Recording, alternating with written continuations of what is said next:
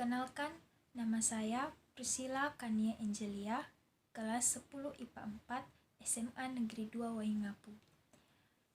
Saya akan mengumpulkan tugas sejarah dalam bentuk video presentasi, yaitu tentang kerajaan Islam yang ada di Indonesia. Dan sebagai salah satu contoh, saya akan mengambil atau menjelaskan tentang kerajaan Islam Demak. Kerajaan Demak merupakan kerajaan Islam pertama di Jawa yang didirikan oleh Raden Patah. Letak kerajaan Demak berada di tepi pantai utara Jawa. Adapun peranan kerajaan Demak dalam persebaran agama Islam di Indonesia adalah sebagai berikut. Yang pertama, menjadi pusat persebaran agama Islam di Jawa yang dilakukan oleh para wali, atau biasa disebut dengan Wali Songo. Yang kedua, mengadakan perluasan wilayah di daerah-daerah sekitar pesisir pantai utara Jawa yang kemudian diislamkan melalui pendekatan politik, sosial, dan budaya. Sebuah kerajaan pasti dipimpin oleh seorang raja, dan adapun raja-raja yang pernah memimpin kerajaan Demak sebagai berikut. Yang pertama yaitu Raden Patah. Raden Patah memerintah dari tahun 1475 sampai tahun 1518. Pada waktu Raden Patah memerintah, ia melakukan pengembangan wilayah ke pesisir utara Jawa Barat dengan tujuan mencari wilayah strategis. Selain itu, Raden Patah juga memiliki tujuan politik, yaitu untuk mematahkan hubungan kerajaan Pajajaran dengan Portugis di Malaka. Tujuan ekonomisnya adalah menguasai pelabuhan Cirebon, Sunda Kelapa, dan Banten yang akan sangat berpotensial untuk mengekspor lada. Yang berikut adalah Pati Unus. Pati Unus memerintah dari tahun 1518 sampai 1521. Pada masa kekuasaan Pati Unus hanya sekitar 3 tahun. Pada tahun 1511, Malaka direbut oleh Portugis, sehingga para pedagang Indonesia kehilangan mitra dagang yang vital, yaitu rempah-rempah.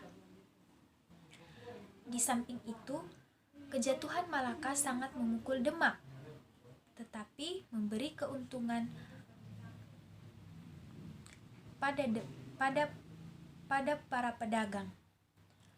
Para pedagang yang enggan mengakui monopoli perdagangan Portugis di Malaka menciptakan pos-pos perdagangan baru seperti Banten, Cirebon, Jepara, Gresik, dan lain-lain. Dan yang berikut yaitu Sultan Trenggono. Memerintah dari tahun 1521 sampai 1546. Raja terbesar dari Kesultanan Demak adalah Sultan Trenggono. Adanya perjanjian Henrique de Leme dengan Pajajaran untuk mendirikan benteng di Sunda Kelapa merupakan ancaman terhadap keberadaan kerajaan Demak. Oleh karena itu, pada tanggal 22 Juni tahun 1521, Sultan Trenggono mengutus Fathahillah untuk memimpin pasukan Demak untuk merebut Sunda Kelapa. Sunda Kelapa berhasil dikuasai dan diubah namanya menjadi Jayakarta. Banten juga dapat dikuasai pada tahun 1521.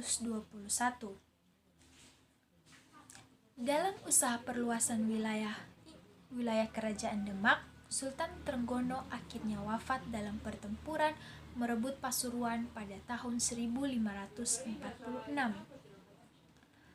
Masa pemerintahan Sultan Trenggono merupakan puncak persebaran agama Islam yang dilakukan di seluruh wilayah Jawa Tengah, Jawa Timur, Cirebon, Sunda Kelapa, dan Banten. Atau dalam kata lain, masa kejayaan dari Kerajaan Demak adalah pada saat pemerintahan Sultan Trenggono. Ajaran agama Islam dapat berkembang pesat di Jawa pada saat Kerajaan Demak berkuasa, yang didukung oleh para wali atau wali songo dan sunan.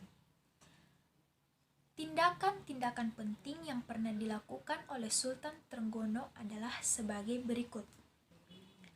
Yang pertama, menegakkan agama Islam. Yang kedua, membendung perluasan daerah yang dilakukan oleh Portugis. Yang ketiga, menguasai dan mengislamkan Banten, Cirebon, dan Sunda Kelapa. Perluasan ke wilayah Jawa Barat dipimpin oleh Fathahillah atau Faletehan. Yang keempat, berhasil menaklukkan Mataram, Singosari, dan Blambangan. Selanjutnya, pusat pemerintahan Kerajaan Demak dipindahkan ke Pajang. Adapun alasan dari pemindahan pusat pemerintahan Kerajaan Demak ke Pajang yaitu: yang pertama, Keraton Demak mengalami kehancuran total akibat perang saudara. Yang kedua, mendekati daerah yang subur. Yang ketiga, menjauhi musuh-musuh politik yang ada di sekitar Kerajaan Demak. Yang keempat, mendekati daerah pendukungnya. Setelah itu, Kerajaan Demak mengalami keruntuhan. Adapun sebab-sebab dari keruntuhan Kerajaan Demak adalah: yang pertama, tidak adanya kerajaan maritim yang mampu menguasai perdagangan nasional dan menghadapi bangsa asing.